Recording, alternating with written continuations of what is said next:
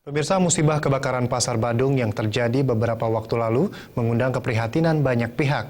Upaya pemadaman api terus dilakukan, termasuk koordinasi secara terpadu oleh pemerintah Kota Denpasar bersama jajarannya.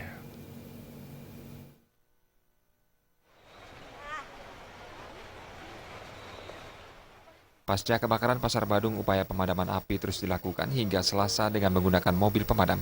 Selain itu, koordinasi secara all-out dilakukan pemerintah Kota Denpasar bersama jajarannya. Bahkan wali kota terus turun memantau kondisi pasar tradisional yang berpusat di Kota Denpasar ini. Sebagai warga kota dan juga anggota dewan, Ana Agung Ngurah-Widiada saat mendampingi kunjungan mahasiswa Jepang mengaku prihatin terhadap musibah kebakaran yang kembali terjadi di Pasar Badung. Terpenting upaya pemadaman api terus dilakukan dan selanjutnya dalam jangka pendek adalah mencari solusi relokasi pedagang.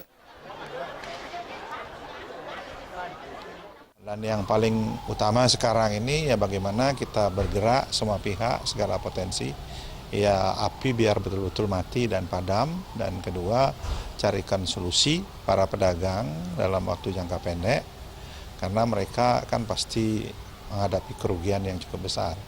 Dan mereka harus menyambung kehidupannya. Dan saya yakin ini pasti dilakukan dengan sigap oleh pemerintah kota.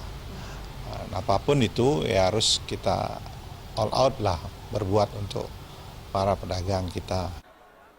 Ditambahkan dalam jangka panjang perlu ada perencanaan desain Pasar Badung yang lebih kokoh dan bagus dengan investasi yang tidak setengah. Di mana dari sisi gedung yang baik termasuk teknis dan komponen listrik yang lebih bagus dengan penataan dan pengaturan pedagang di dalamnya tidak semrawut, mengingat Pasar Badung sebagai sentral dan memiliki sejarah tersendiri di Kota Denpasar. Perawidia dan Puterat.